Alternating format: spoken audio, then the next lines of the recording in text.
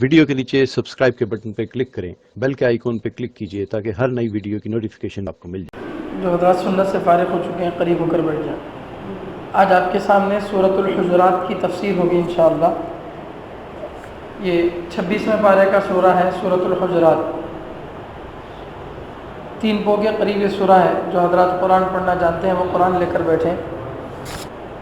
سورۃ الحجرات مدنیہ۔ اعوذ باللہ من الشیطان الرجیم، بسم اللہ الرحمن الرحیم۔ یا ایہا الذین آمنوا لا تقدموا بین یدی اللہ ورسولہ واتقوا اللہ ان اللہ سمیع علیم۔ یا ایہا الذین آمنوا لا ترفعوا اصواتکم فوق صوت النبی ولا تجهروا له بالقول كجهر بعضكم لبعض أن تحبط أعمالكم وأنتم لا تشعرون إن الذين يغضون أصواتهم عند رسول الله أولئك الذين امتحن الله قلوبهم للتقوى لهم مغفرة وأجر عظيم إن الذين ينادونك من وراء الحجرات أكثرهم لا يعقلون ولو أنهم صبروا حتى تخرج إليهم لكان خيرا لهم والله غفور رحيم يا أيها الذين آمنوا إن جاءكم فاسق بنبأ فتبينوا أن تصيبوا قوما بجهالة فتصبحوا على ما فعلتم نادمين واعلموا أن فيكم رسول الله لو يطيعكم في كثير من الأمر لعنتم ولكن الله حبب إليكم الإيمان وزينه في قلوبكم وكره إليكم الكفر والفسوق والعصيان أولئك هم الراشدون فضلا من الله ونعمة والله عليم حكيم صدق الله العظيم۔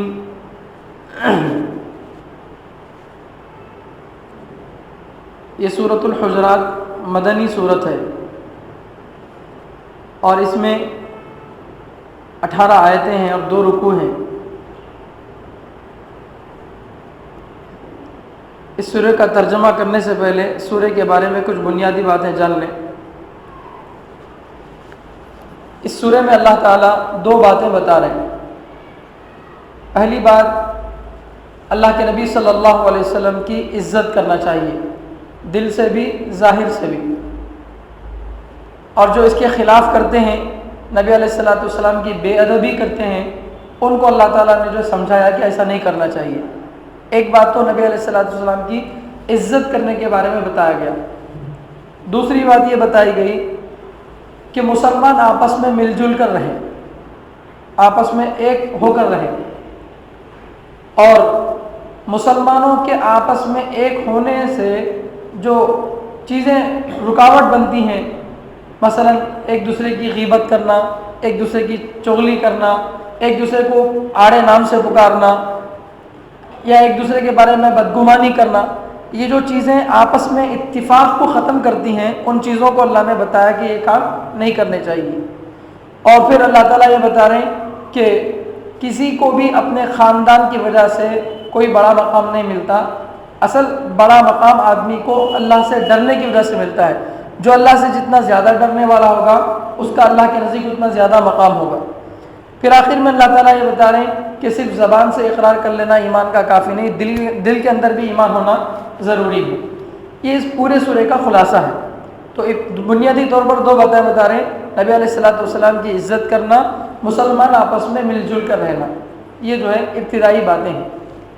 اس کے بعد ترجمہ دیکھیں۔ بسم اللہ الرحمن الرحیم، شروع کرتا ہوں اللہ کے نام سے جو بڑا مہربان رحم کرنے والا ہے۔ یا ایھا الذین آمنو، اے وہ لوگ جو ایمان لائے، یا ایھا اے الذین جو آمنو ایمان لائے، اے وہ لوگ جو ایمان لائے، لا تقدموا تم آگے نہ بڑھو، بین یدی اللہ و رسولہ اللہ اور اس کے رسول کے سامنے، اللہ اور اس کے رسول کے سامنے آگے مت بڑھو، واتقوا اللہ اور اللہ سے ڈرو، ان اللہ یقیناً اللہ سمیع سننے والے ہیں، علیم جاننے والے ہیں، بہت جاننے والے ہیں۔ یا ایھا الذین آمنو، اے وہ لوگ جو ایمان لائے، لا ترفعوا تم بلند نہ کرو، اونچی نہ کرو، اصواتکم اپنی آوازوں کو، اے ایمان والو تم بلند نہ کرو اپنی آوازوں کو، فوق صوت النبی نبی کی آواز کے اوپر، نبی کی آواز سے اپنی آواز کو اونچی مت کرو، ولا تجہروا لہ بالقول اور بات کرنے میں نبی سے کھل کر بات مت کرو، چیخ کر بات نہ کرو، کجہر بعضکم لبعض جیسے تم آپس میں ایک دوسرے سے چیخ کر بات کرتے ہو، اور نبی کے سامنے چیخ کر بات مت کرو جیسے تم آپس میں ایک دوسرے سے چیخ کر بات کرتے ہو، ان تحبط اعمالکم ڈر ہے اس بات کا کہ تمہارے اعمال برباد ہو جائیں گے،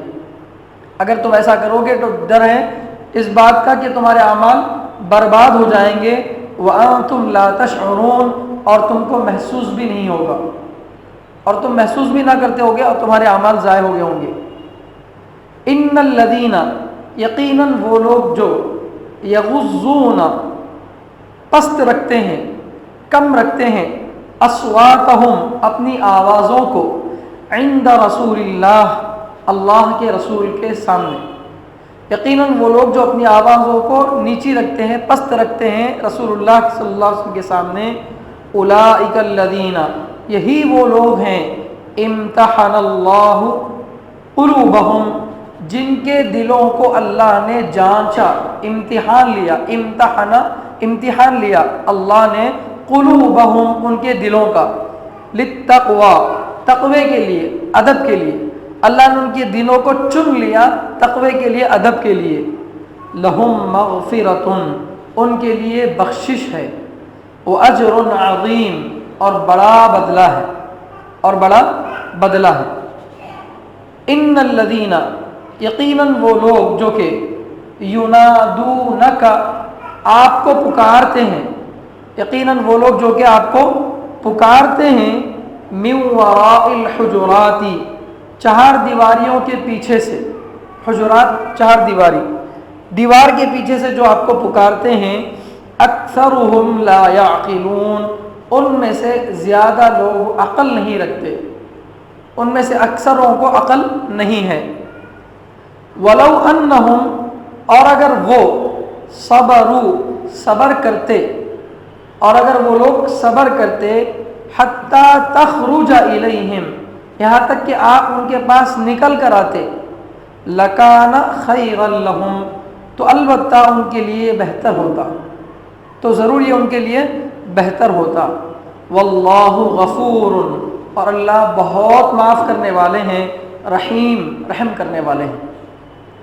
یا ایھا الذین آمنوا اے وہ لوگ جو ایمان لائے، ان اگر جاءکم آئے تمہارے پاس، ان جاءکم اگر آئے تمہارے پاس، فاسقن کوئی گنہگار، کوئی شریر آدمی تمہارے پاس آئے، بنبأ کوئی خبر لے کر، کوئی بات لے کر تمہارے پاس آئے، فتبینوا تو اچھی طرح تحقیق کرو، اے ایمان والو اگر تمہارے پاس کوئی گنہگار شریر آدمی کوئی بات لے کر آئے تو اچھی طرح سے تحقیق کر لو، ان تصیبو کہیں ایسا نہ ہو کہ تم مصیبت پہنچاؤ، قومن کسی قوم کو، بجہالت جہالت اور نادانی کی وجہ سے، کہیں ایسا نہ ہو کہ تم کسی آدمی کو، کسی قوم کو جہالت اور نادانی کی وجہ سے مصیبت پہنچا دو، مصیبت میں ڈال دو، فتصبحوا پھر تم ہو جاؤ گے علی ما فعلتم اپنے کام پر نادمین شرمندہ، پھر تم اپنے کیے ہوئے کام پر شرمندہ ہو جاؤ گے۔ وَاعْلَمُوا خوب جان لو، ان کہ فیکم تمہارے درمیان رسول اللہ اللہ کے رسول ہیں، خوب جان لو کہ تمہارے درمیان اللہ کے رسول ہیں۔ لو یطیعکم اگر نبی تمہاری بات مانتے، اگر نبی تمہاری بات مانتے، فی کثیر من الامر بہت ساری باتوں میں، اگر نبی تمہاری بات مانتے بہت ساری باتوں میں، لعنتم تو تم ضرور مشقت میں پڑ جاتے، نقصان میں پڑ جاتے۔ ولیکن اللہ لیکن اللہ حبب الیکم الایمان لیکن اللہ نے پسند کر دیا، پسند بنا دیا، الیکم تمہارے نزدیک، الایمان ایمان کو، لیکن اللہ نے تمہاری طرف تمہارے لیے ایمان کو محبوب بنا دیا، وزینہ اور ایمان کو مزین کر دیا، ڈیکوریٹ کر دیا، فی قلوبکم تمہارے دلوں میں، وکرہ اور اللہ نے ناپسند کیا، الیکم تمہاری طرف، الکفر اللہ کا انکار کرنے کو، والفسوق اور اللہ کے ساتھ گناہ کرنے کو، والعصیان اور نافرمانی کرنے کو، اور اللہ نے ناپسند کیا تمہاری طرف کفر کو، گناہ کو اور نافرمانی کو۔ اولئک ھم الراشدون یہی لوگ سیدھے راستے پر ہیں، یہی لوگ سیدھے راستے پر ہیں۔ فضلا من اللہ اللہ کی طرف سے مہربانی کے طور پر، ونعمہ اور نعمت کے طور پر۔ واللہ علیم حکیم اللہ خوب جاننے والے ہیں، خوب حکمت والے ہیں، اللہ خوب جاننے والے ہیں، خوب حکمت والے ہیں۔ یہاں تک کی آیتوں کی یہ 8 آیتیں ہیں، ان آیتوں کا ترجمہ آپ کے سامنے آیا ہے۔ انشاءاللہ کوشش کریں گے کہ آج کے اس جمعہ میں اس پوری بات کو بتایا جائے۔ یہاں سے ایک نیا مضمون شروع ہو رہا ہے سورۃ الحجرات سے۔ گزشتہ جمعوں میں اما پارے کی تفسیر الحمدللہ مکمل ہو گئی، اور اما پارے کی تفسیر 28 ہفتوں میں ہوئی ہے۔ شروع کے 3 ہفتے اگر ابتدائی باتوں کے نکال دیے تو 25 ہفتے جو ہے تفسیر ہوئی ایک پارے کی، یعنی مسلسل ایک دن ایک پارے کی تفسیر بیان کرے تو بھی جو ہے ختم نہیں ہوتی۔ مجھ جیسے ناقص آدمی کی تفسیر 1 گھنٹہ جب ہو سکتی ہے، میرے پاس کوئی علم نہیں ہے، جن کے پاس علم ہے اگر وہ اس کی تفسیر کرے تو آپ سن نہیں سکتے، وہ بول نہیں سکتے۔ قرآن ایسا سمندر ہے۔ تو اللہ تعالیٰ نے جو ہے اما پارے کے اندر جو باتیں بتائی تھی وہ ہم سب جانتے ہیں۔ اب یہاں سے ایک نئی شروعات تفسیر کی اس لیے کی گئی ہے کیونکہ یہاں سے عام طور سے نمازوں میں سورے پڑھے جاتے ہیں، اور ہمارا مقصد بھی ابتدا میں یہی ہے کہ پہلے وہ سوروں کی تفسیر ہم سن لیں جو سورے ہم نماز میں عام طور سے سنتے ہیں، تاکہ ہماری نمازوں میں جان آئے۔ امام صاحب کیا پڑھ رہے ہیں وہ اگر ہم کو معلوم ہوگا تو خود بخود نماز میں دل لگے گا، اور جب نماز میں دل لگے گا تو انشاءاللہ ہماری نمازوں میں وہ اثر آئے گا جو صحابہ کی نماز میں ہوتا تھا۔ سورۃ الحجرات یہ 26ویں پارے کا سورہ ہے، اور یہ اترنے کے اعتبار سے، نزول کے اعتبار سے 106واں سورہ ہے۔ پورے قرآن میں کتنے سورے ہیں؟ 114۔ 114 میں سے یہ 106واں سورہ ہے، یعنی بالکل آخری زمانے کا، مدینے میں جانے کے بعد بھی آخری زمانے کا، بالکل آخر کے زمانے کا یہ سورہ ہے۔ اور جیسا کہ آپ کو بالکل شروع سے بات بتائی جا رہی ہے کہ قرآن کریم کو قرآن جو کہا جاتا ہے 2 وجہ سے کہا جاتا ہے۔ ایک تو قرآن کا معنی ہے وہ کتاب جس کو بار بار پڑھا جائے، اور قرآن کو زیادہ پڑھا جاتا ہے، اور قرآن کا ایک معنی یہ تھا کہ وہ کتاب جو ایک دوسرے سے ملی ہوئی ہو، جس کا ایک سورہ دوسرے سورے سے، ایک آیت دوسری آیت سے ملی ہوئی ہو۔ تو اس اعتبار سے اس سورے سے پہلے کے کچھ سورے ہیں، ان سے ہمارے کو اس سورے کو جوڑنا ہے، پھر بات سمجھ میں آئے گی کہ اس سورے کے اترنے کا مقصد کیا ہے۔ اس سورے سے پہلے حامیم سے شروع ہونے والے 7 سورے اترے ہیں۔ 7 سوروں کے شروع میں حامیم حامیم ایسا ہے، 7 حامیم والے سورے اترے ہیں، ان کو حوامیم سبعہ بولتے ہیں، 7 حامیم والے سورے۔ ان 7 سوروں میں اللہ تعالیٰ نے 3 باتیں بتائی ہیں، ایک توحید کو، اللہ کے ایک ہونے کو، اور دوسرا رسالت کو، محمد صلی اللہ علیہ وسلم کے پیغمبر ہونے کو، اور تیسرا آخرت کو کہ مرنے کے بعد اللہ کے سامنے جانا ہے. یہ 3 باتیں قرآن کی جان ہیں. یہ 3 باتیں وہاں پر جو ہے ان 7 سوروں میں اللہ تعالیٰ نے بتائی ہیں. بتانے کے بعد اللہ تعالیٰ جو ہے یہ سورہ لائے کہ سورہ محمد، ابھی یہ 26واں پارے کا ہی سورہ ہے، سورہ محمد، پارہ وہاں سے شروع ہوتا ہے سورہ محمد سے. سورہ محمد میں پوری جہاد کی آیتیں ہیں. محمد صلی اللہ علیہ وسلم کے نام سے جو سورہ ہے، اس پورے سورے میں جہاد سے متعلق آیتیں ہیں. ان 7 سوروں کے بعد یہ سورہ محمد جس میں جہاد سے متعلق آیتیں ہیں، اس کو کیوں اتارا گیا؟ اس کی وجہ علماء یہ لکھتے ہیں کہ اس سے پہلے کے 7 سوروں میں جو 3 باتیں بنیادی طور پر بتائی گئی، توحید، رسالت، آخرت، ان باتوں کو جو مانے گا وہ مسلمان ہے. جو ان باتوں کو نہیں مانتا، اللہ کا انکار کرتا ہے، رسول اللہ صلی اللہ علیہ وسلم کو نہیں مانتا ہے، آخرت کو بھی نہیں مانتا ہے، یعنی کافر ہے. تو کافر کو جینے کا حق ہے. کوئی آدمی دنیا میں جو اللہ کو نہیں مانتا تو ایسا یہ نہیں ہے کہ ہم اس کو مار دیں گے، ختم کر دیں گے، نہیں. یہ عام طور سے اسلام کے بارے میں غلط فہمی پھیلائی جاتی ہے کہ اسلام یہ چاہتا ہے کہ دنیا میں کوئی کافر باقی نہ رہے. اگر ایسا ہوتا تو اللہ کے رسول صلی اللہ علیہ وسلم اپنے زمانے میں سارے کافروں کو ختم کرتے. اللہ کا انکار کرنے والے کو جینے کا حق ہے، لیکن جو اللہ کا انکار کرنے والا دین کی بات پہنچانے میں رکاوٹیں ڈالے. ایک آدمی تو جو اللہ کو نہیں مانتا لیکن اپنی جگہ پہ آرام سے اپنا دکان دھندا کر لے رہا، اس سے ہم کوئی چھیڑ چھاڑ نہیں کریں گے. لیکن ایک وہ ہے جو اللہ کو نہیں مانتا، نبی کو نہیں مانتا، آخرت کو نہیں مانتا، اور نہ ماننے کے ساتھ ساتھ وہ جو لوگ ان 3 باتوں کو مانتے ہیں ان کے راستے میں رکاوٹیں ڈالتا ہے، ایمان والوں کو ستاتا ہے، تکلیفیں دیتا ہے. تو اب ہم ہاتھ دھر کے بیٹھیں گے نہیں، بلکہ اس کا برابر جواب دیں گے. اسی لیے اللہ تعالیٰ سورہ محمد اتارے. اس میں پورے جہاد کے اصول اللہ تعالیٰ بتائیں کہ کس مجبوری میں جو ہے آپ کو جواب دینا ہے. اور جب مسلسل جہاد ہوتا رہے گا تو ایک نہ ایک دن ضرور کامیابی ملے گی. اسی لیے اب اسی سورے سے پہلے سورۃ الفتح اللہ تعالیٰ جو ہے نازل کی ہیں، کامیابی کا سورہ. فتح کے معنی کامیابی. تو یہ جو ہے پچھلے 7 سوروں کا خلاصہ ہے.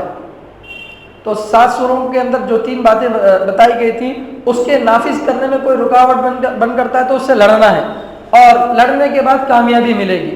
کامیابی مل گئی، آپ کو ایک ملک حاصل ہو گیا، تو اب ملک حاصل ہونے کے بعد اس ملک کو چلانے کا طریقہ بھی آپ کے پاس ہونا چاہیے. ملک کو چلانے والے ایک تو بادشاہ ہیں جو ذمہ دار ہیں، اور ایک لوگ ہیں جو اس ملک میں رہتے ہیں. انہی دونوں کے بارے میں یہاں قرآن کہہ رہا ہے. بادشاہ کون تھے؟ نبی علیہ الصلوۃ والسلام. ایمان والوں کے بادشاہ وہی تھے نا، بلکہ پوری دنیا کے بادشاہ وہی ہیں.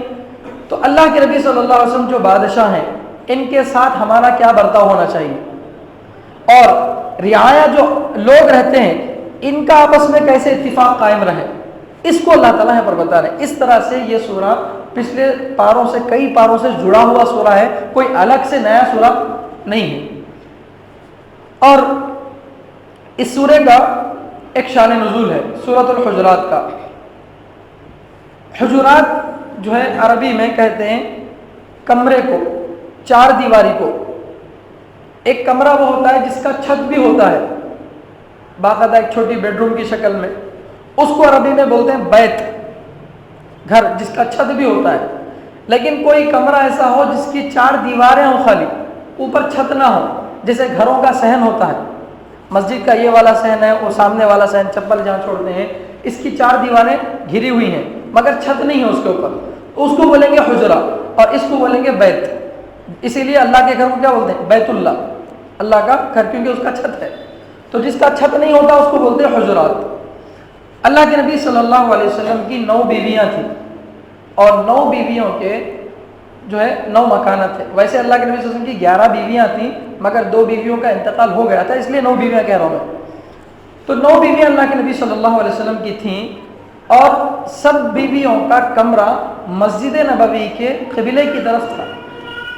مسجد نبوی کے قبلے کی طرف تھا. یہ گھر جو ہے نبی کی بیویوں کے جو گھر قبلے کی طرف ہے، شروعات سے ہی قبلے کی طرف نہیں تھے، بلکہ پہلے وہ قبلے کے اپوزٹ جانب میں تھے. لیکن کیا ہوا، قبلہ پہلے کچھ 17 مہینوں کے لیے بیت المقدس کی طرف تھا. قبلہ 17 مہینوں کے لیے قبلہ کس طرف تھا؟ بیت المقدس کی طرف تھا. فلسطین میں جو مسجد اقصیٰ ہے بیت المقدس کی طرف 17 مہینے قبلہ تھا، 17 مہینے اسی کی طرف نماز جو ہے کر کے پڑھی گئی ہے۔ اس کے بعد قبلہ اس طرف آیا جہاں مکہ مکرمہ کی طرف قبلہ واپس آیا۔ تو جس وقت بیت المقدس کی طرف قبلہ تھا تو اس وقت نبی علیہ الصلوۃ والسلام کی بیویوں کے کمرے قبلے کے اپوزٹ میں تھے، اور جب قبلہ بدل گیا تو وہی گھر جو ہے قبلے ہی کی طرف آ گئے۔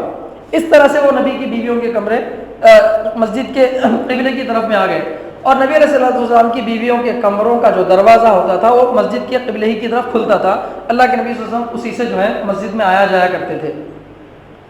اور رسول اللہ صلی اللہ علیہ وسلم کے جو مکانات تھے، 9 بیویوں کے 9 مکانات، وہ ایسے تھے۔ امام بخاری رحمۃ اللہ علیہ لکھتے ہیں کہ آپ صلی اللہ علیہ وسلم کے گھر میں داخل ہوتے ہی جو دروازہ آتا ہے، دروازے سے چھت کا جو حصہ شروع ہوتا ہے، اس درمیان میں تقریباً 6 قدم کا صحن چھٹا ہوا تھا، 6 قدم کا صحن تھا۔ اس کے بعد کمرہ شروع ہوتا تھا، اور کمرہ تقریباً 10 قدم کا تھا، اور چھت تقریباً 7-8 فٹ اونچی تھی۔ اس طرح سے ہر بیوی کا گھر تھا۔ پہلے کچھ جگہ خالی ہوگی جس میں چھت وغیرہ نہیں ہوگا تاکہ کوئی ضروری کام وہاں کر لیں، صحن کے جیسا، اور اس کے بعد کمرہ ہوتا تھا۔ تو یہاں جو سورۃ الحجرات کہہ رہے ہیں کمروں کا سورہ، یہاں کمرے سے مراد وہ نبی کے گھر کے سامنے جو صحن تھے اس کو کہہ رہے ہیں حجرات۔ گھر کے اندر کا واقعہ نہیں، حجرات صحن کے اندر کا واقعہ ہے۔ تو یہ سب اس لیے سمجھانا پڑ رہا کیونکہ سورہ کا نام ہی وہ ہے۔ تو اس طرح سے جو ہے اللہ کے نبی صلی اللہ علیہ وسلم کے مکانات تھے۔ اس وقت اللہ کے نبی صلی اللہ علیہ وسلم کے ساتھ ایک واقعہ پیش آیا، اس واقعے کی وجہ سے اللہ تعالیٰ یہ جو ہے سورہ اتار رہے ہیں۔ مدینہ منورہ کو جانے کے بعد اللہ کے نبی صلی اللہ علیہ وسلم نے دور دور کے جتنے بھی بادشاہ تھے سب کو ایک ایک کر کے خط بھیجنا شروع کیا دعوت دینے کے لیے۔ بہت سارے قبیلے اسلام قبول کرتے تھے اور تربیت حاصل کرنے کے واسطے مدینہ منورہ کو آتے تھے۔ اسی طرح سے ایک قبیلہ آیا تھا، قبیلہ بنو تمیم۔ وہ قبیلہ اللہ کے نبی صلی اللہ علیہ وسلم کے بعد خریے سے، کھیڑے سے آیا تھا۔ وہ لوگ آئے اور آ کر اللہ کے رسول صلی اللہ علیہ وسلم کے جو ہے اللہ کے نبی صلی اللہ علیہ وسلم کے دربار کی جو عزت ہونی چاہیے وہ عزت ان سے نہیں ہوئی۔ اللہ کے رسول صلی اللہ علیہ وسلم سے کچھ بے ادبی کے ساتھ ان کی بات چیت ہو گئی، تو ان کی بے ادبی کو روکنے کے لیے اللہ تعالیٰ نے یہ سورہ اتارا ہے۔ اسی طرح ایک واقعہ یہاں پر یہ بھی ہوا کہ یہ جو بنو تمیم قبیلہ ہے، اس قبیلے کے لیے سردار کو طے کرنا تھا۔ جو قبیلہ آپ صلی اللہ علیہ وسلم کے پاس آیا تھا اس قبیلے کے لیے سردار کو طے کرنا تھا۔ کس کو سردار طے کرنا ہے؟ اللہ کے نبی صلی اللہ علیہ وسلم ابھی غور کر رہے تھے، صحابہ سے پوچھے نہیں، رائے دو بول کے، بس بات یہ ہے کہ اس قبیلے کا سردار کس کو بنایا جائے۔ یہ کہہ کر اللہ کے نبی صلی اللہ علیہ وسلم سوچ رہے تھے کہ حضرت ابو بکر رضی اللہ تعالیٰ ایک صحابی کا نام لیا، حضرت قعقاع، ان کو بناؤ بول کے۔ حضرت عمر رضی اللہ تعالیٰ بولے نہیں، حضرت اقرع بن حابس رضی اللہ تعالیٰ کو امیر بناؤ بول کے۔ حالانکہ نبی علیہ السلام ان سے رائے نہیں لیے، میں کس کو بناؤں، آپ لوگ رائے دو، ایسا نہیں بولے۔ آپ صلی اللہ علیہ وسلم سوچ رہے تھے کہ کس کو امیر بنایا جائے، تو اتنے میں ابو بکر رضی اللہ تعالیٰ اپنی طرف سے رائے دے دی حضرت قعقاع کو امیر بنایا جائے، اور عمر رضی اللہ تعالیٰ رائے دے دیے کہ حضرت اقرع بن حابس رضی اللہ تعالیٰ کو جو ہے امیر بنایا جائے۔ پھر کیا ہوا، ان دونوں صحابہ کے درمیان آپس میں ذرا آواز بلند ہو گئی کہ بھئی ارے انہوں زیادہ اچھے ہیں، انہوں قابل ہیں، یہ کہنے لگے، وہ کہنے لگے نہیں یہ قابل ہیں سردار بننے کے۔ اس طرح سے بات چیت ذرا بلند آواز سے ہو گئی، اور اس مجلس میں خود رسول اللہ صلی اللہ علیہ وسلم بھی موجود ہیں۔ تو صحابہ آپس میں اتنی آواز سے بات کرنے لگے کہ نبی کی آواز دب گئی، نبی کی آواز دب گئی، اور نبی علیہ السلام کے بولنے سے پہلے صحابہ بول بیٹھے، حالانکہ آپ نے پوچھا نہیں تھا کہ میں کس کو بناؤں بول کے، تو آپ کے پوچھنے سے پہلے صحابہ نے کیا کر دیا، بول دیا تھا، آپ سے آگے بڑھ گئے تھے، آپ سے آگے بڑھ گئے تھے۔ تو اس لیے اس سورے میں اللہ تعالیٰ جو ہے اس کا حکم بتا رہے ہیں کہ یا ایھا الذین آمنوا، اے وہ لوگ جو ایمان لائے، لا تقدموا، آگے مت بڑھو، آگے مت بڑھو، کس چیز میں وہ اللہ نہیں بتا رہے، چلنے میں بھی آگے مت بڑھو، اور اللہ کے نبی صلی اللہ علیہ وسلم کہیں دعوت کے لیے گئے ہیں صحابہ کے ساتھ، تو جب تک نبی نہ شروع کرے آپ کھاؤ بھی مت، ہر چیز میں کسی بھی چیز میں وہ نبی سے آگے مت بڑھو۔ ہاں اگر خود نبی علیہ السلام آگے بڑھنے کو کہیں تو آگے بڑھو، جیسے عام طور سے اللہ کے نبی صلی اللہ علیہ وسلم کیا کرتے تھے، جہاد کے سفر میں جب جاتے تھے تو کچھ صحابہ کو آگے بھیجتے تھے، کہ جا کر دیکھ کے آؤ دشمن کہاں ہے، وہ کتنے لوگ ہیں، ہم لشکر کے رکنے کے لیے کون سی جگہ مناسب ہے، یہ سب چیزیں طے کرنے کے لیے مقدمۃ الجیش کو جو ہے اللہ کے نبی صلی اللہ علیہ وسلم آگے بھیجتے تھے. تو وہ مسئلے خود اللہ کے نبی صلی اللہ علیہ وسلم آگے بھیجتے تھے، تو وہ آگے جانا مراد نہیں ہے. جہاں خود نبی نے آگے بڑھنے کو کہا ہو وہ بات یہاں مراد نہیں ہے، بلکہ نبی علیہ السلام کسی بات کو کرنے سے پہلے خود آگے بڑھ کر اس کی رائے دے دینا، یا نبی علیہ السلام چل رہے ہیں تو آپ صلی اللہ علیہ وسلم سے آگے بڑھ کر چلنا. کسی بھی کام میں نبی سے آگے بڑھنا نبی کی بے ادبی ہے، یہ بے ادبی نہیں کرنی چاہیے. اس بارے میں یہ جو ہے سورہ اترا ہے. اسی کو یہاں پر اللہ تعالیٰ بتا رہے ہیں یا ایھا الذین آمنوا، اے ایمان والو، لا تقدموا، تم آگے نہ بڑھو. کس چیز میں؟ بات چیت میں بھی آگے مت بڑھو، عمل میں بھی آگے مت بڑھو.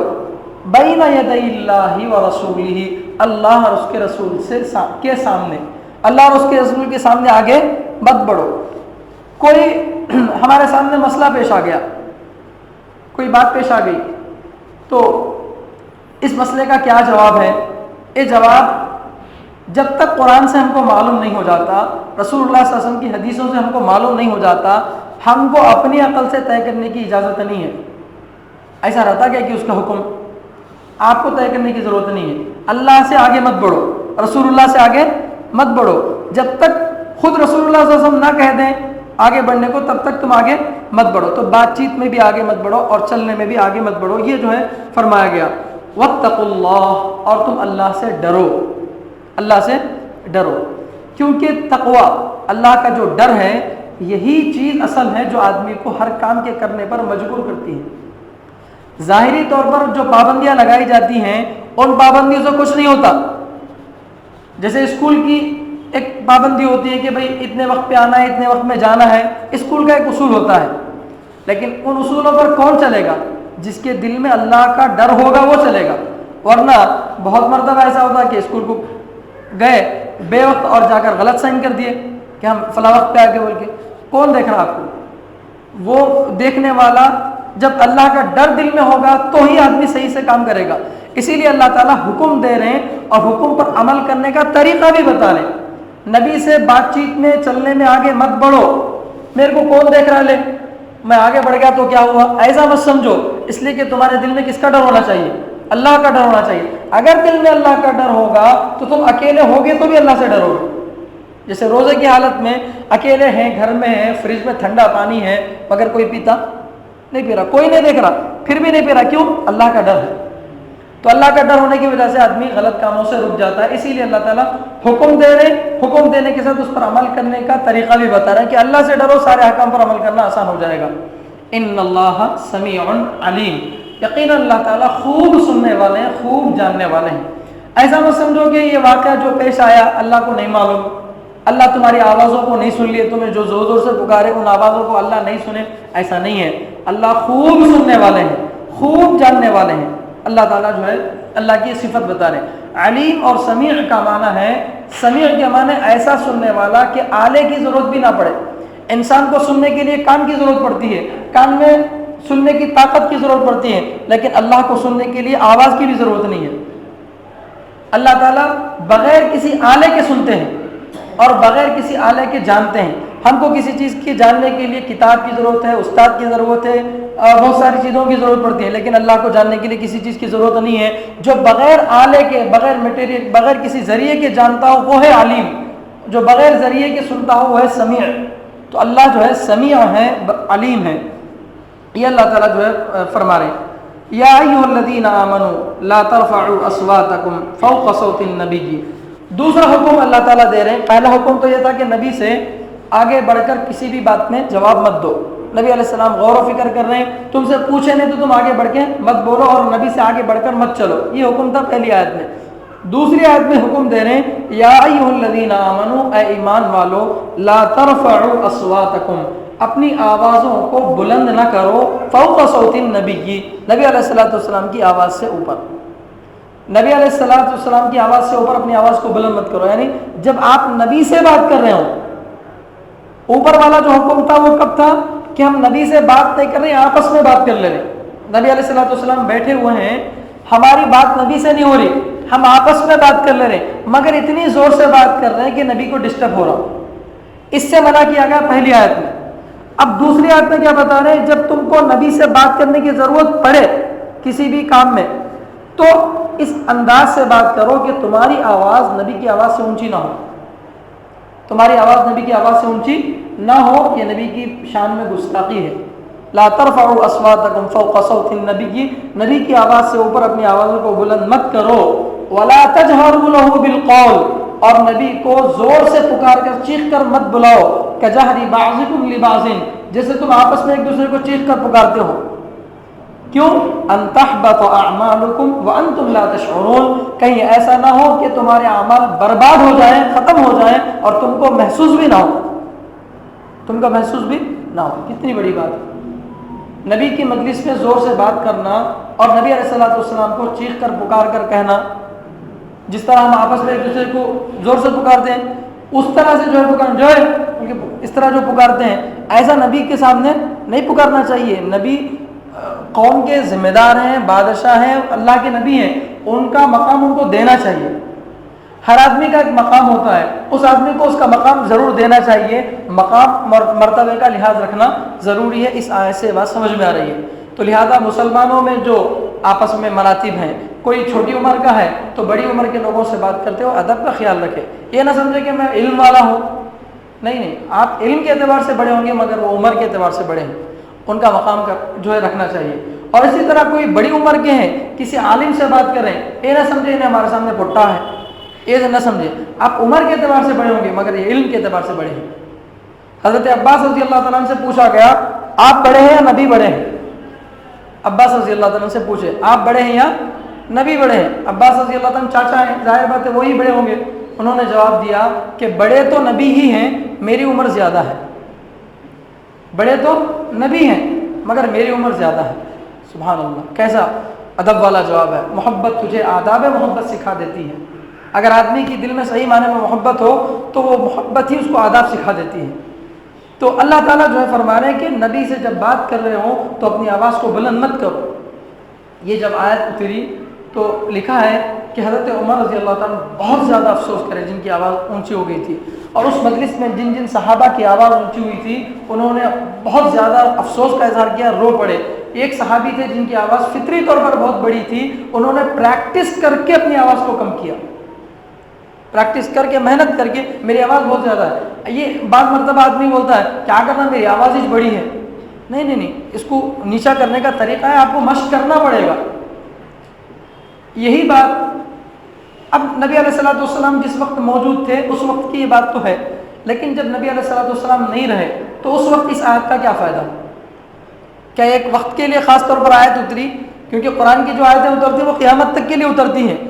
یہ بات نبی علیہ الصلوۃ والسلام کے زمانے میں، وہ بھی 3-4 سال آپ صلی اللہ علیہ وسلم اس کے بعد حیات رہے، خالی اتنے زمانے تک کے لیے اللہ تعالیٰ یہ حکم نازل کرے کیا؟ نہیں. نبی علیہ الصلوۃ والسلام کے روضہ اقدس پر جب جائیں، مدینہ منورہ زادہ اللہ شرفا وعظما، اللہ تعالیٰ وہاں جب جائیں گے، اللہ ہم سب کو حاضری نصیب کریں، تو وہاں جب جائیں گے تو روضہ اقدس پر سلام بھیجتے ہوئے بھی آواز اونچی نہ ہو. کیوں؟ اس لیے کہ رسول اللہ صلی اللہ علیہ وسلم اپنی قبر میں زندہ ہیں، ہمارے اعمال ان کے سامنے پیش کیے جاتے ہیں. رسول اللہ صلی اللہ علیہ وسلم اپنی قبر میں مرے ہوئے نہیں ہیں، آپ زندہ ہیں. تو روضہ اقدس کے پاس جا کر بھی اونچی آواز سے بات کرنا بے ادبی ہے. اب حال یہ ہے کہ جس تصویر سے رسول اللہ صلی اللہ علیہ وسلم نے منع کیا وہی تصویر روضہ اقدس کے پاس جا کر کھینچی جا رہی ہے، اور وہاں جا کر آواز، شور شرابہ، یہ غلط ہے. تو اس لیے جس طرح رسول اللہ صلی اللہ علیہ وسلم کی حیات میں آپ کی عزت کرنا ضروری ہے، آپ کے وفات کے بعد بھی عزت کرنا ضروری ہے. اسی طرح اللہ کے نبی صلی اللہ علیہ وسلم کی حدیثیں جس مجلس میں پڑھی جا رہی ہوں، تعلیم ہو رہی ہے، نبی علیہ السلام کی حدیثیں پڑھی جا رہی ہیں، تو زبان میری ہے مگر الفاظ کس کے ہیں؟ نبی کے ہیں. زبان میری ہے مگر الفاظ تو نبی کے ہیں. تو اس لیے جس مجلس میں نبی علیہ السلام کی باتیں بتائی جائیں اس مجلس میں بھی زور سے بات کرنا منع ہے. قرآن اور حدیث کے مدرسے کی مجلس چل رہی ہے، وہاں جا کر گستاخی کے ساتھ زور سے بات کرنا بھی منع ہے. تو یہ سب پہلو ہیں جو اللہ کے نبی صلی اللہ علیہ وسلم کے بعد بھی عمل کرنے کے قابل ہیں. اسی طرح علماء نے لکھا ہے، حضرت ابن عباس رضی اللہ تعالیٰ جو اللہ کے نبی صلی اللہ علیہ وسلم کے چچا کے بیٹے تھے، وہ فرماتے ہیں کہ اس آیت سے اساتذہ کی عزت بھی اس میں داخل ہے، کیونکہ نبی کیا تھے؟ صحابہ کے استاد تھے اور صحابہ میں بڑے تھے، تو شاگرد کو اپنے استاد کی کیا کرنا چاہیے؟ عزت کرنا چاہیے، اپنے استاد سے اونچی آواز میں بات نہیں کرنا چاہیے، یہ بے ادبی ہے۔ اور حضرت ابو عبیدہ رضی اللہ تعالیٰ عنہ فرماتے ہیں کہ مجھے اگر کسی عالم صحابی کے پاس مسئلہ معلوم کرنے کے لیے جانا ہوتا تو میں گھر کے باہر بیٹھ کر رہتا تھا، آواز دے کر ان کو بلاتا نہیں تھا۔ تو اپنے اساتذہ کی عزت کرنا خود صحابہ نے ہم کو سکھایا ہے، اسی لیے فرماتے ہیں کہ علماء سے بھی بات کرتے ہوئے اپنی آواز کو نیچی رکھو، کیونکہ یہ وارث نبی ہے، وارث نبی ہے، نبی علیہ الصلوۃ والسلام کا علم ان کے اندر موجود ہے، تو لہٰذا ان سے بات کرتے ہوئے بھی ادب کا خیال رکھنا چاہیے۔ یہ جو ہے یہ ساری باتیں تفسیر کے اندر ہیں، خود صحابہ سے یہ باتیں ثابت ہیں، تو اس لیے اس طرح سے ہم جو اس آیت پر عمل کر سکتے ہیں، اس طرح سے عوام کی طرف سے اگر علماء کی عزت ہوگی تو علماء کی کیا ذمہ داریاں ہیں وہ بھی ہیں کتابوں میں۔ ایسا نہیں ہے کہ صرف عوام کو کہا گیا کہ آپ علماء کی عزت کرو، نہیں، علماء کو بھی کہا گیا کہ عوام کے ساتھ کس طرح سے سلوک کرنا چاہیے، ان کے ساتھ کتنا خوش اخلاقیت کے ساتھ پیش آنا چاہیے۔ اسلام دونوں طرف سے پلڑے کو برابر رکھتا ہے، صرف شوہر کے حقوق نہیں بتاتا، بیوی کے بھی حقوق بتاتا ہے، صرف ماں باپ کے حقوق نہیں بتاتا، اولاد کے بھی حقوق بتاتا ہے۔ تو ہر ایک کے حقوق کو کس کس کا کتنا حق ہے، کس کو کتنا حق دینا چاہیے، ان سب کی برابری کے ساتھ اگر کوئی مذہب ہے تو صرف اسلام ہے۔ تو اس لیے اسلام میں جو ہے دونوں طرح سے برابری کا حکم دیا گیا ہے، اور یہاں جو ہے علماء کا اکرام کرنا، علماء کی عزت کرنا بھی اس میں داخل ہے، ان سے بھی گستاخی کے ساتھ، بد زبانی کے ساتھ بات کرنا منع ہے۔ اچھا، اگر کوئی اس طرح سے بات کر لے نبی کی مجلس میں صلی اللہ علیہ وسلم، یا آپ صلی اللہ علیہ وسلم کے روضہ اقدس کے پاس جا کر، یا آپ صلی اللہ علیہ وسلم کی حدیثیں جس مجلس میں پڑھی جا رہی ہیں اس جگہ پر اگر کوئی گستاخی کے ساتھ پکارے، چیخ کر پکارے، یا اپنے بیکار کاموں میں لگا رہے، تو کیا ہوگا؟ ان تحبط اعمالکم، کہیں ایسا نہ ہو کہ نبی کی بے ادبی کی وجہ سے تمہارا ایمان ختم ہو جائے، تمہارے اعمال برباد ہو جائیں۔ اعمال برباد کب ہوں گے؟ جب آدمی کفر میں مبتلا ہوگا، تبھی اعمال برباد ہوں گے۔ گناہ سے اعمال برباد نہیں ہوتے، گناہ سے اعمال برباد نہیں ہوتے، بربادی کا مطلب ختم ہی ہو گئے پورے اعمال، ساری زندگی کی نمازیں بیکار ہو گئیں، حج بیکار، زکوٰۃ بیکار، سب چیزیں بیکار ہو گئیں۔ اور ایسا کب ہوتا ہے؟ جب آدمی کفر کرتا ہے، کفر کرتا ہے تو زندگی کی ساری نمازیں ختم، اب دوبارہ اسلام قبول کیا تو ساری نمازوں کی قضا کرنا ہے، حج کیا تھا تو حج ادا کرنا ہے دوبارہ، جتنے سالوں کی زکوٰۃ دیا تھا سارے سالوں کی زکوٰۃ لوٹانا ہے۔ کیوں؟ اس لیے کہ کفر کی وجہ سے سارے اعمال کیا ہوتے ہیں؟ برباد ہو جاتے ہیں۔ تو علماء نے لکھا ہے اس آیت کی تفسیر میں کہ اعمال برباد ہو جانے کا لفظ اللہ تعالیٰ استعمال کرے بہت اونچا لفظ ہے، حالانکہ نبی علیہ الصلوۃ والسلام کے سامنے زور سے بات کرنا، بلند آواز سے بات کرنا، یہ اتنا زیادہ بڑا گناہ نہیں جس کی وجہ سے آدمی کافر بن جائے، پھر اللہ تعالیٰ اتنی بڑی بات کیوں بول رہے ہیں؟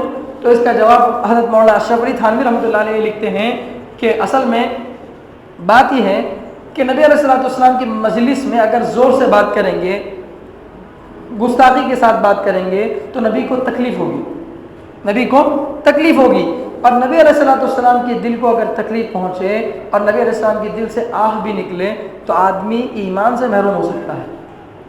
تو ڈائریکٹ اس کی وجہ سے آدمی کافر نہیں ہوتا، صرف زور سے بولنے سے آدمی کافر نہیں ہوتا، زور سے بولنا ایسا گناہ ہے جو آپ کو دھیرے دھیرے کفر تک پہنچاتا ہے۔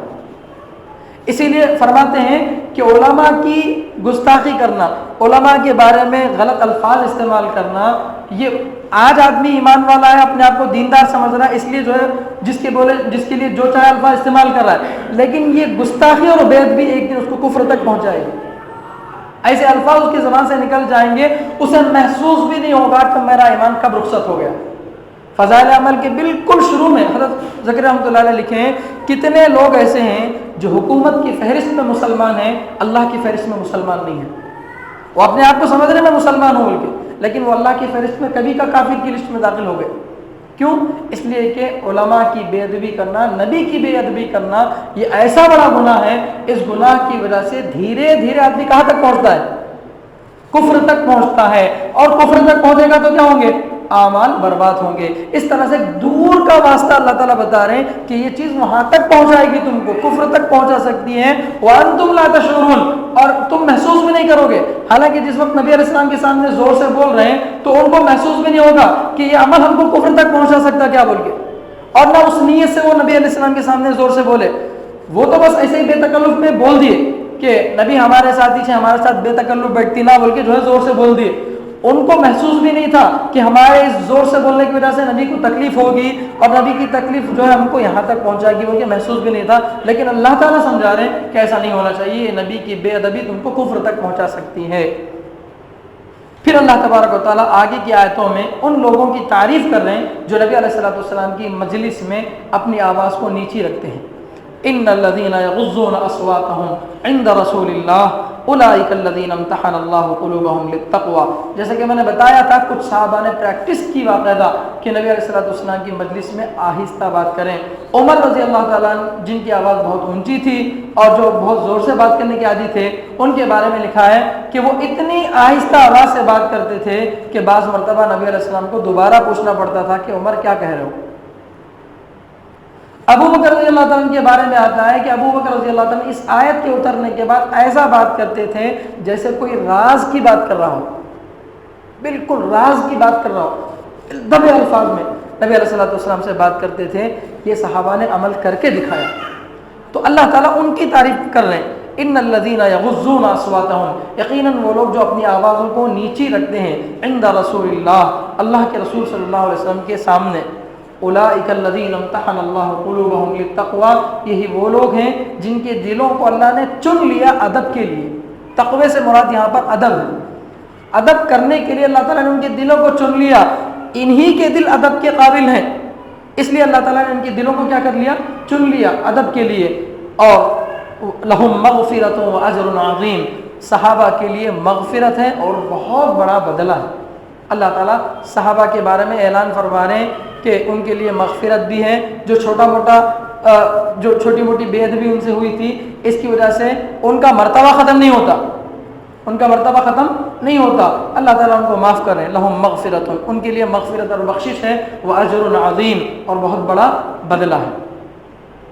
پھر آگے اسی قبیلے کے بارے میں بات آ رہی ہے جو قبیلہ بنو تمیم تھا، وہ دوپہر کے وقت میں مدینہ منورہ کو آیا تھا، اور دوپہر کی جو دھوپ ہوتی ہے بہت تیز دھوپ ہوتی ہے، دوپہر کو عربی میں حاجرہ بولتے ہیں۔ حاجرہ کے لفظی معنی چھوڑ دینے والی، تو حجرہ ہجرت بولتے ہیں نا، ہجرت کے معنی چھوڑ دینا، اسی سے حاجرہ ہے۔ تو دوپہر کو حاجرہ کا لفظ عربی میں استعمال ہوتا ہے، اس لیے کہ دوپہر کے وقت میں کوئی راستوں میں چلتا پھرتا نہیں تھا۔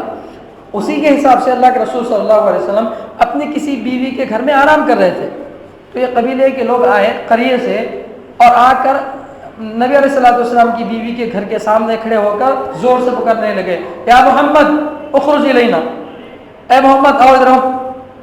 ایسا نبی علیہ الصلوۃ والسلام کا نام بھی لے رہے اور اخرج الینا، آؤ ادھر آؤ۔ آپ کیا کام میں ہیں، کس کام میں آرام کر رہے ہیں، یہ سب نہیں دیکھے، کھڑے ہوئے میری ضرورت ہے میں پکار دیا، فوراً بلا لیا، اس طرح سے جو ہے کرے۔ تو اللہ تعالیٰ ان کو بھی جو ہے ادب سکھا رہے ہیں کہ ایسا نہیں کرنا چاہیے۔ اسی میں داخل ہے فون کا استعمال۔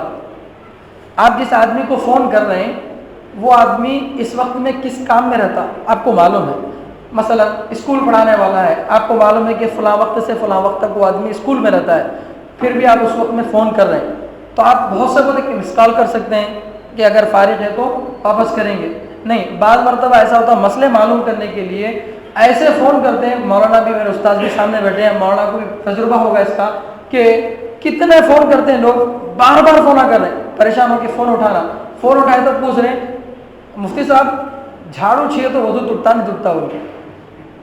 ایک مرتبہ آن لائن کلاسز چل رہی ہے، آن لائن کلاسز میں بار بار فون کٹ کرنا پڑ رہا، کیا مجبوری ہے کہ بیچارے کی جو فون اٹھایا تو بیچارہ جو ہے 10 منٹ سے فون کر رہا اور مسئلہ پوچھ رہا کہ جھاڑو چھیے تو وضو ٹوٹتا کیا بول۔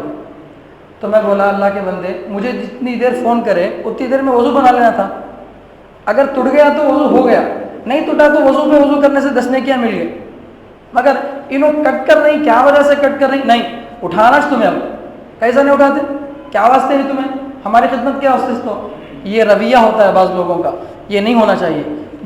عالم کی بات نہیں، کسی کو بھی آپ فون کر رہے ہیں، کسی سے ملاقات کرنے کے لیے گئے، کسی کے گھر میں چلے جا رہے ہیں 3 ساڑھے 3 بجے کے ٹائم پہ، عام طور سے یہ وقت سونے کا آرام کرنے کا ہوتا ہے، تو ایسے وقت میں نہیں جانا چاہیے۔ ایسے وقت میں جانے کے لیے اجازت مانگنے کا حکم دیا گیا قرآن کریم میں 18 پارے میں کہ دوپہر کے وقت میں اگر تمہیں جا رہے ہیں یا عشاء کی نماز کے بعد کسی کے گھر میں جا رہے ہیں، من بعد صلاۃ الفجر و من بعد صلاۃ العشاء، اللہ فرما رہے ہیں کہ ایسے وقت میں اگر جا رہے ہیں تو اجازت لے کے جاؤ، اس لیے کہ آرام کرنے کا وقت ہے۔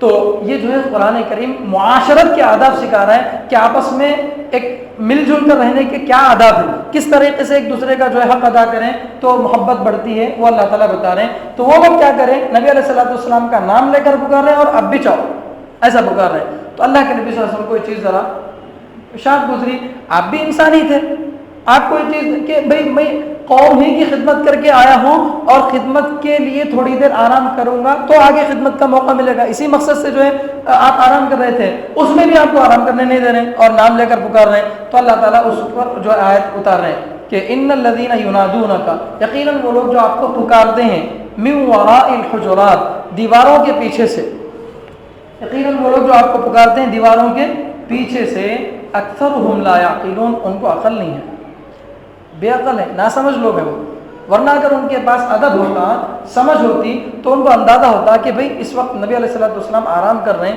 ہم کو نہیں پکارنا چاہیے، لیکن وہ ایسا نہیں کر رہے، ناسمجھ ہیں، یہ اللہ تعالیٰ بتا رہے ہیں، تو ان کو ٹوک رہے ہیں اللہ تعالیٰ۔ لیکن قرآن کریم کے ٹوکنے کا انداز دیکھیے، اللہ تعالیٰ فرما رہے ہیں کہ وہ لوگ جو آپ کو کمروں کے پیچھے سے پکار رہے ہیں، دیوار کے پیچھے سے پکار رہے ہیں، ان میں سے زیادہ لوگوں کو عقل نہیں ہے۔ اس کا مطلب کچھ لوگوں کو عقل ہے، زیادہ کو عقل نہیں کا مطلب کیا، کچھ کو عقل ہے۔ کس کو عقل ہے کس کو عقل نہیں، اللہ نہیں بولے، کیوں نہیں بولے؟ یہ اصلاح کا طریقہ ہے۔ کیا طریقہ؟ اگر اللہ تعالیٰ بولتے کلہم لا یعقلون، سب بیوقوفہ ہیں، تو سننے والے کو ذرا تکلیف ہوتی، کیونکہ عام طور سے کیا ہوتا ہے، غلطی ایک کرتا باقی پورے پھنستے ہیں۔ ان میں سے پہلے ایک آدمی پکارا ہوگا، پھر دیکھا دیکھی دوسرے بھی پکارے ہوں گے، ایسا ہوتا ہے نا بہت مرتبہ۔ ہم خود آگے بڑھ کر بے ادبی نہیں کرتے، کوئی بے ادبی کرتا ہے اس کا دیکھ کر ہم بھی پکارتے ہیں۔ تو ایسے اس میں کچھ لوگ ہوں گے جو خود سے نہیں پکارے ہوں گے لیکن ان پکارنے والوں کے ساتھ ٹھہر کر ہوں گے، تو ایسے لوگوں کے دل کو ٹھیس نہ پہنچے، اس لیے اللہ تعالیٰ فرما رہے ہیں اکثر کو عقل نہیں ہے، کچھ کو عقل ہے۔ اب کچھ کون ہے جن کو عقل ہے؟ ہر آدمی اپنے بارے میں سمجھ سکتا ہے کہ شاید ان بعض میں سے میں بھی ہوں گا، وہ تو اصلاح بھی ہو رہی ہے اور ڈائریکٹ اٹیک نہیں ہو رہا ہے۔ اللہ اگر کسی کو روکنا چاہے تو کیا اللہ نہیں بول سکتے؟ بول سکتے ہیں، لیکن اللہ تعالیٰ جو ہے اصلاح کر رہے ہیں، تو اللہ کا طریقہ کیسا ہے؟ آج ہماری اصلاح کا طریقہ کیا ہے؟ کسی کو کسی بات سے روکنا ٹوکنا ہوتا ہے، ایسا سخت انداز میں اس کو بولتے ہیں کہ دل چیر جاتا آدمی کا، اور پھر وہ غلط مان لیتا ہے۔ ارے دین کی بات بتایا تو غلط سمجھ رہی کیا تمہیں؟ دین کی بات کو بتانا ہے مگر طریقے کے ساتھ بتانا ہے۔ حضرت مولانا اشرف علی تھانوی رحمۃ اللہ علیہ لکھتے ہیں کہ کوئی بھی بات اگر آپ بتا رہے ہیں تو اس بات سے نقصان نہیں ہوگا اگر 3 باتوں کا خیال رکھا جائے۔ پہلی بات، جو بات بول رہے ہیں یا جو کام کر رہے ہیں وہ صحیح رہنا، حق بات ہو، اور دوسرا نیت بھی حق رہنا، جو بات بول رہے ہیں اس بات میں، جو کام کر رہے ہیں اس کام کی نیت بھی صحیح رہنا، اور تیسرا طریقہ بھی صحیح رہنا۔ بات حق ہو، نیت حق ہو، طریقہ بھی حق ہو، تینوں حق ہوں گے تو پھر انشاءاللہ اس طرح کی بات سے، اس طرح کے کام سے بگاڑ کبھی نہیں آئے گا۔ ورنہ اگر آپ جو ہے بات ہی ایسی بول رہے ہیں جو غلط ہے تو ظاہر ہے سامنے والا ضرور بھڑکے گا، کیا بول رہے تھے تمہیں، بھڑکے گا، جھگڑا پیدا ہوگا۔ اور بات صحیح ہے لیکن نیت صحیح نہیں ہے، کیا واسطے بول رہے ہیں، تمہیں جاہل ہوں میں عالم، یہ نیت سے بول رہے ہیں، اپنے آپ کو عالم جتلانے کی نیت سے بول رہے ہیں، تو یہ غلط ہے۔ آپ کی بات کا سامنے والے پر اثر نہیں پڑے گا، ضرور وہ الٹے گا آپ کے اوپر، پھر آپ برا مانیں گے کیونکہ آپ کی نیت صحیح نہیں ہے۔ نیت بھی صحیح ہے، بات بھی صحیح ہے، مگر طریقہ صحیح نہیں ہے۔ اصلاحی کی غرض سے درد کے طریقے پر بول رہے ہیں مگر بھرے مجمع میں چیخ کر اس کو جو ہے شرمندہ کر رہے ہیں، یہ بھی طریقہ نہیں ہونا چاہیے۔ تو اصلاح کا طریقہ قرآن سکھاتا ہے۔ اللہ تعالیٰ ان لوگوں کو بے ادبی سے روک رہے ہیں، نبی علیہ السلام کے ساتھ گستاخی ہو رہی ہے لیکن اس گستاخی کو بتاتے ہوئے اللہ یہ نہیں کریں کہ پورے کی پورا بیوقوف ہے، نہیں، کچھ ان میں عقل مند ہے۔ کون عقل مند ہے اللہ نہیں بولے، ہو سکتا ہر آدمی اپنے بارے میں سمجھے کہ شاید میں عقل مند ہوں گا اور اس طرح سے اس کے دل کو ذرا اطمینان ملے۔ تو بات بھی ہو گئی، سانپ بھی مارا لاٹھی بھی نہیں ٹوٹی، یہ جو ہے قرآن کریم کا انداز ہے۔ آگے اللہ تعالیٰ فرما رہے ہیں کہ یہ لوگ جو آپ صلی اللہ علیہ وسلم کے گھر کے سامنے کھڑے ہو کر آپ کو آواز دے رہے تھے، ان کو کرنا کیا چاہیے تھا، ذمہ داری کیا؟ یہ نہیں کرنا تھا وہ بول دیے، اب کیا کرنا چاہیے تھا ان کو وہ اللہ تعالیٰ بتا رہے ہیں۔ ایسا نہیں پکارنا چاہیے تھا، پھر کرنا کیا چاہیے تھا؟ وَلَوْ أَنَّهُمْ صَبَرُوا، اگر وہ صبر کرتے، حتی تخرج الیہم، یہاں تک کہ آپ خود ان کے پاس نکل کر آتے، لکان خیرا لہم، تو ان کے لیے زیادہ بہتر ہوتا۔ واللہ غفور الرحیم، اللہ معاف کرنے والا رحم کرنے والے ہیں۔ تو اللہ تعالیٰ یہ فرما رہے ہیں کہ آپ لوگوں کو کرنا کیسا تھا؟ اگر نبی علیہ الصلوۃ والسلام سے قاضی جو آپ ہیں، وکیل ہیں، جج ہیں، جو بھی آپ ہیں، آپ کی جو بھی حیثیت ہے، آپ ان کے پاس جا رہے ہیں اپنے کام سے، تو کیا کرنا چاہیے تھا؟ آپ ان کے گھر کے پاس جا کے کھڑے ہو جاتے، بیٹھ جاتے وہاں پر۔ کب تک؟ جب تک وہ اپنے کسی کام سے باہر نہ آ جاتے تب تک آپ وہاں پر بیٹھتے، تو یہ زیادہ بہتر ہوتا۔ آدمی از خود آ جائے تو یہ بہتر ہوتا، لیکن آپ نے ایسا نہیں کیا، بلکہ جب تک نبی علیہ السلام نہیں نکلے تب تک پکارتے رہے، حتی تخرج الیہم، یہاں تک کہ وہ ان کے پاس نکل آئے۔ یہاں ایک اور بات بھی سمجھ میں آ رہی ہے۔ پہلی بات تو اللہ تعالیٰ یہ بتا رہے ہیں کہ ان لوگوں کو صبر کرنا چاہیے تھا یہاں تک کہ نبی خود نکل آئے، ایک بات۔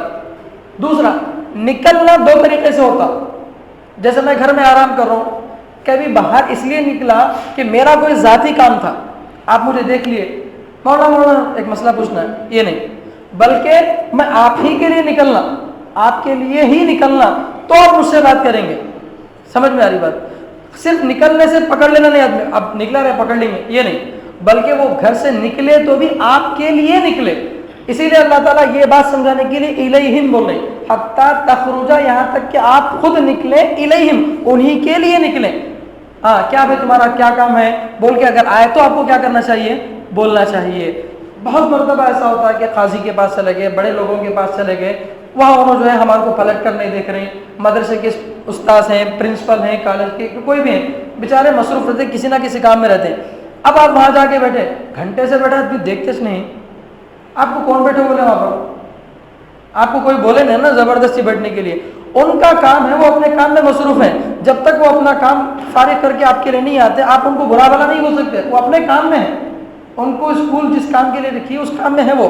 اگر وہ آپ کا کال ریسیو نہیں کر رہے ہیں، آپ کے پاس نہیں آ رہے ہیں، تو آپ کو غلط ماننے کا کوئی اختیار نہیں ہے، اس لیے کہ وہ اپنے کام میں ہیں، وہ آپ کے لیے آئیں، وہ خود آ کر آپ کو پوچھیں کہ کیا بات ہے بولو، تو آپ کو بولنا چاہیے۔ یہ طریقہ ہے، ادب ہے۔ اللہ تعالیٰ جو ہے اس ادب کو بھی سمجھا رہے ہیں۔ اور ظاہر بات ہے جب قرآن کریم کی آیت اترتی ہے کسی کے بارے میں تو ان کو تکلیف ہوگی نا کہ بھئی ہم سے کتنی بڑی بے ادبی ہو گئی، اللہ تعالیٰ جو ہے ہمارا قرآن میں ذکر کر دیے، ہماری بے ادبی اب قیامت تک بولی جائے گی کہ فلاں قبیلے کے لوگ آئے تھے، انہوں ایسا کرے تھے بول کے، تو ان کو ذرا دل کو ٹھیس پہنچتا، ارے میں کتنی بڑی غلطی کر دی بول کے۔ تو اللہ تعالیٰ ان کو منانے کے لیے بولے واللہ غفور، اللہ معاف کرنے والے ہیں۔ تمہارے سے جو گستاخی ہوگی جان بوجھ کر نہیں کرے، جو ہے آپ کھیڑے والے تھے، آپ کو نبی علیہ الصلوۃ والسلام کی دربار کے آداب نہیں معلوم تھے، اس لیے غلطی تو بہرحال غلطی ہے۔ ایک آدمی انجانے میں کسی کو ٹھوک دیا تو کیا غلطی نہیں ہے؟ غلطی تو غلطی ہے، مگر نیت اس کی وہ نہیں ہے تو جرم ذرا کم ہو جائے گا۔ اسی لیے اللہ تعالیٰ فرما رہے ہیں کہ آپ لوگ جو گستاخی کریں وہ تو غلط ہے، اس لیے اس کی اصلاح کر دیے، مگر چونکہ نیت آپ کو تکلیف پہنچانے کی نہیں تھی، ان کو وہ لوگ اس نیت سے آپ کو نہیں پکارے تھے کہ آپ کو نبی علیہ السلام کو تکلیف ہو، تکلیف پہنچانے کی نیت سے نہیں کہہ رہے تھے، مگر تکلیف پہنچ گئی تھی۔ تو اللہ تعالیٰ فرما رہے ہیں کہ تمہارا یہ جو غلط کام ہوا، اس غلط کام کی وجہ سے پریشان مت ہو، واللہ غفور، اللہ معاف کرنے والے ہیں، تمہارے گناہوں کو اللہ معاف کر دیے، رحیم، رحم کرنے والے ہیں۔ تو اس طرح سے جو ہے اللہ تعالیٰ ان لوگوں کو سمجھا رہے ہیں کہ آپ کا یہ کام غلط نہیں ہے۔ گھنٹہ مکمل ہو گیا ابھی ہے۔ یا ایھا الذین آمنوا ان جاءکم فاسق بنبأ فتبینوا ان تصیبوا قوما بجہالۃ فتصبحوا علی ما فعلتم نادمین۔ یہاں اس آیت کا بھی ایک شان نزول ہے۔ شان نزول یہ ہے کہ اللہ کے نبی صلی اللہ علیہ وسلم کی ایک بیوی تھی، حضرت جویریہ رضی اللہ تعالیٰ عنہ، اللہ کے نبی صلی اللہ علیہ وسلم کی ایک بیوی تھی۔ جویریہ رضی اللہ تعالیٰ عنہ کے ابا تھے حضرت حارث۔ حضرت حارث بنو المصطلق قبیلے کے آدمی تھے۔ وہ اللہ کے نبی صلی اللہ علیہ وسلم کے پاس آئے، یعنی نبی علیہ السلام کے سسرے صاحب، وہ نبی علیہ السلام کے پاس آئے اور آپ کے پاس اسلام قبول کر لیے۔ اسلام قبول کر لیے تو اللہ کے نبی صلی اللہ علیہ وسلم کو کچھ آداب بتائے کہ کیا کیا کرنا، نماز وغیرہ پڑھنے کا، اور اسی طرح زکوٰۃ کے بارے میں بھی بتایا کہ زکوٰۃ دینا ہے مسلمان کو۔ تو وہ بولے کہ انشاءاللہ میں خود بھی زکوٰۃ دوں گا، میں خود بھی آپ کی باتوں پر عمل کروں گا، اور میں اپنے قبیلے کو جا کر بھی سمجھاؤں گا، میرے قبیلے کے جتنے لوگ اسلام قبول کر لیے ان سب کو بھی زکوٰۃ دینے کے لیے کہوں گا۔ آپ سال میں ایک مرتبہ کسی آدمی کو ہمارے پاس بھیج دو، جو ہے وہ آ کر فلاں تاریخ میں فلاں مہینے میں آپ بھیج دو، وہ آدمی آ کر ہمارے پاس سے جو ہے زکوٰۃ وصول کر لے کے جائے۔ ہم کو آنے نہیں ہوتا, آپ ہی ایک آدمی کو بھیج دو بولے. یہ جو چندہ وصول کرنے والے آج ہمارے پاس آتے ہیں, یہ اس زمانے کے چندہ وصول کرنے والے تھے.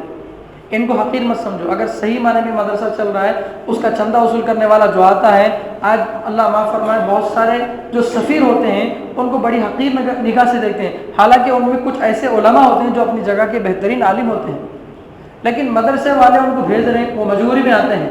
اگر مدرسہ صحیح معنی میں چل رہا ہے, اس مدرسے سے فائدہ ہو رہا ہے, تو اس مدرسے کے لیے جو چندہ وصول کرنے والا ہوتا ہے, اس کے بارے میں حدیث میں آتا ہے کہ جب تک وہ اپنے مقام پر نہیں جاتا تب تک اس کو جہاد کا ثواب ملتا ہے.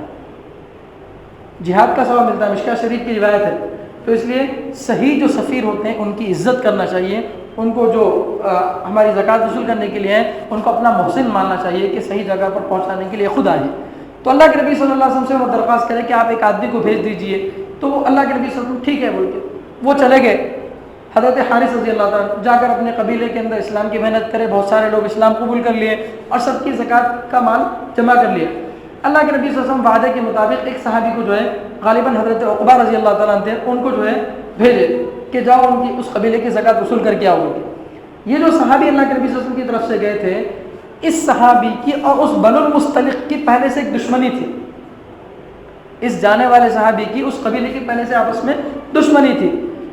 وہ قبیلے کے پورے لوگ کیا کریں, اللہ کے نبی صلی اللہ علیہ وسلم کی طرف سے ایک آدمی آ رہے ہیں, ان کی عزت کرنا بول کے گاؤں کے باہر کھڑے ہو گئے پورے.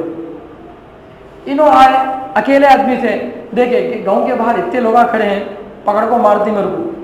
اپنی طرف سے سمجھ گئے انہوں کہ یہ لوگ شاید پرانی دشمنی نکالنے کے لیے میرے کو مارنے کے واسطے ٹھہرے. ان کے پاس گیس نہیں, وہاں سے واپس بھاگ اللہ کے نبی صلی اللہ علیہ وسلم کے پاس آ گئے. آ کر بولے کہ اللہ کے نبی میں گیا تھا ان کے پاس, قبیلے کے پورے لوگ مجھے قتل کرنے کے واسطے باہر آ گئے. اللہ کے نبی صلی اللہ علیہ وسلم اس واقعے کی تحقیق کرنے کے لیے حضرت خالد بن ولید رضی اللہ تعالیٰ عنہ کو ایک لشکر دے کر بھیجے کہ کیا واقعی بات صحیح ہے کہ یہ لوگ زکوٰۃ دینے سے انکار کر رہے ہیں اور میرے سفیر کو قتل کرنے کی دھمکی دی ہے, اگر ایسا ہے تو پھر جاؤ ان کی خبر لو. یہ کہہ کر حضرت خالد بن ولید رضی اللہ تعالیٰ عنہ کے ساتھ میں ایک فوج کو بھیجے. حضرت خالد بن ولید رضی اللہ تعالیٰ عنہ کیا آواز سے آئے تھے, تحقیق کرنے کے لیے آئے تھے. ایک رات وہاں پر قیام کیے اور جا کر گاؤں میں تحقیق کیے. تحقیق کیے تو معلوم ہوا کہ پورے کے لوگ پورے پکے مسلمان ہیں. پھر وہاں جا کر تحقیق کرنے سے معلوم ہوا کہ اصل میں وہ کوئی آیا ہی نہیں تھا ہمارے پاس. وہ قبیلے کے لوگ یہ سمجھ رہے تھے کہ شاید رسول اللہ صلی اللہ علیہ وسلم ہم سے ناراض ہو گئے ہیں, ہمارے پاس کسی آدمی کو نہیں بھیجے.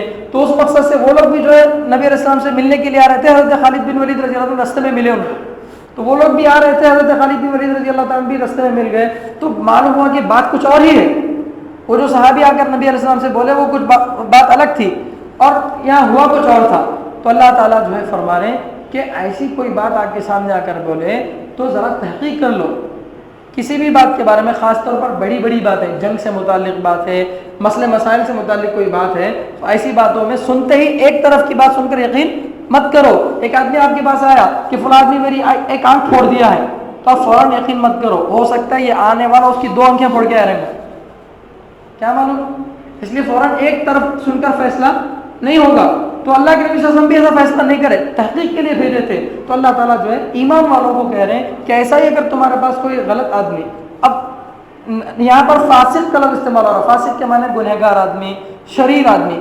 یہاں صحابی کو نہیں کہہ رہے گنہگار اور شریر بول کے, بلکہ اللہ ایک عام قانون بتا رہے کہ کوئی بھی آدمی آپ کے پاس جو بغیر تحقیق کے آ کر کوئی بات بتا رہا, بغیر تحقیق کی کوئی بات بتانا بھی گناہ ہے, بغیر تحقیق کی کوئی بات بتانا بھی گناہ ہے. اسی لیے ان کو فاسق کہا گیا, گنہگار آدمی. اس اعتبار سے اس صحابی کو کہہ سکتے ہیں کہ اللہ نے کہا, یا پھر عام بات اللہ تعالیٰ بتا رہے ہیں کہ کوئی بھی آدمی بغیر تحقیق کے تمہارے سامنے کوئی بات لایا تو آپ فوراً اس پر عمل مت کرو, ورنہ کیا ہوگا, آپ اس کی بات پر ایکشن لے لیں گے تو بے وجہ نادانی کی وجہ سے اس قوم پر ظلم کر بیٹھیں گے, اور ظلم کرنے کی وجہ سے شرمندہ ہونا پڑے گا. تو شرمندگی نہیں ہونے کے لیے تحقیق کرنا پڑتا, تو تحقیق کرنا ضروری ہے. آج کل سوشل میڈیا پر کتنی باتیں اسلام کے حوالے سے پھیلتی ہیں. کوئی بھی نصیحت کی بات آتی ہے تو علی رضی اللہ تعالیٰ اوپر لکھا رہتا, علی رضی اللہ تعالیٰ بھی علی علیہ السلام بول کے لکھ کر رہتا, اور کوئی حکمت کی بات ہے تو لقمان حکیم بول کے لکھ کر رہتا. حالانکہ نہ لقمان حکیم اتنی باتیں بولے, نہ علی رضی اللہ تعالیٰ اتنی باتیں بولے. مسلم شریف کے اندر ہے حدیث میں کہ حضرت علی رضی اللہ تعالیٰ کی طرف اتنی غلط باتیں منسوخ کی گئی ہیں, اتنی غلط باتیں منسوخ کی گئی ہیں, اگر ان سب باتوں کو صحیح مان لیا جائے تو نعوذ باللہ حضرت علی رضی اللہ عنہ کافر ہو جائیں گے. مسلم شریف کی بات بتا رہا ہوں، اتنی غلط باتیں ان کی طرف منسوخ کر دی، انہوں یہ بولے، انہوں بولے، انہوں بول دیا. اور ہمارے نوجوان اللہ معاف فرمائے واٹس ایپ پہ ایسا دھڑا دھڑ شیئر کرتے ہیں، کوئی بھی بات آگے اچھی دکھی فوراً شیئر کرنا. آج کل تو لیٹسٹ یہ ہے کہ رمضان کے پہلے روزے کی خوشخبری دی ہے تو یہ ہوتا 15 دن میں تمہارے کو برکت دکھتی، نہیں تمہیں میسج نہیں کرے اس کو ڈیلیٹ کر دیے تو یہ ہوتا. کون سا اسلام ہے یہ؟ کس سے تحقیق کرے؟ جس طرح اپنا فیملی ڈاکٹر ہوتا ہے، فیملی عالم بھی ہونا چاہیے کہ کوئی بھی بات آپ کسی کو فارورڈ کریں تو پہلے ایک تحقیق کر لو کہ کیا مزاج ہے، یہ بات صحیح ہے یا نہیں ہے. بول کے بغیر تحقیق کرے کہ دین کی باتوں کو ویسے ہی فارورڈ کر دینا. اللہ کے نبی صلی اللہ علیہ وسلم فرمانے احد الکاذبین، ایک تو وہ آدمی جو اس طرح کی غلط بات بتایا وہ بھی جھوٹا ہے، اور آپ بغیر تحقیق کے فارورڈ کر رہی تو آپ بھی جھوٹے ہیں، آپ کو بھی برابر گناہ ملے گا، حالانکہ آپ کو اس احساس بھی نہیں ہے. تو اس لیے یہاں اللہ تعالیٰ کسی بھی بات کو سننے کے بعد خاص طور پر بڑی باتیں ہوں تو ان میں کیا کرنا چاہیے؟ تحقیق کر لینا چاہیے. اور تحقیق کس سے کرنا؟ تحقیق کس سے کرنا؟ اب یہاں ایک مسئلہ یہ ہے تحقیق کرنے کے بارے میں، کسی کے بارے میں کیا تو غلط بات سنیں، میرے بارے میں مثلا کوئی آدمی غلط بول دیا تو آپ کیا کرنا؟ آگے ڈائریکٹ میرے سے پوچھنا آپ کے بارے میں فلاں آدمی ایسا بول رہا صحیح ہے کیا؟ یہ صحیح معنی میں جو صاحب معاملہ ہے اس سے پوچھنا، یا نہیں بول تو جو ذمہ دار آدمی ہوتا ہے اس سے جا کر تحقیق کرنا.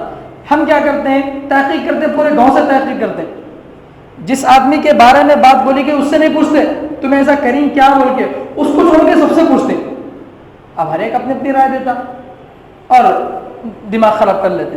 تو ایسا نہیں ہونا چاہیے. تحقیق کا طریقہ یہ ہے کہ یا تو صاحب معاملہ سے خود پوچھ لیا جائے کہ آپ ایسا کریں کیا، یا نہیں بولتے جو ذمہ دار ہے. جیسے اس وقت نبی علیہ الصلوۃ والسلام ذمہ دار تھے، یا آج کے زمانے میں جو مسلمانوں کا امیر ہے، گاؤں کا ذمہ دار ہے، خاندان کا ذمہ دار ہے، کلاس ٹیچر ہے، اس کو جو ہے ذمہ دار سے تحقیق کرانا چاہیے. یہ جو ہے طریقہ ہے. تو اللہ تعالیٰ فرما رہے ہیں یا ایھا الذین آمنوا، اے ایمان والو، ان جاءکم فاسق، اگر تمہارے پاس کوئی گنہگار آدمی لے آئے، بنبأ، نبأ کے معنی خبر، عما یتساءلون عن النبأ العظیم، تو وہاں پر بھی آیا تھا کوئی غلط بات لے کر آئے، خبر لے کر آئے، فتبینوا، تو تحقیق کرو. ایک روایت میں آتا ہے فتثبتوا، رک جاؤ.